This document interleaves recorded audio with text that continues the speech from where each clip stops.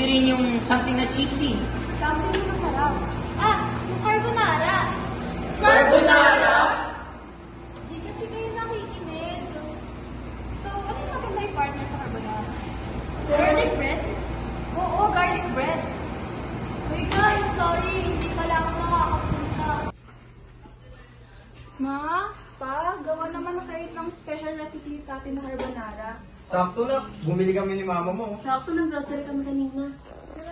Dahan-dahan lang kitang aawitan sinta ko sa pagsapit ng dilim na tayo'y magkapili.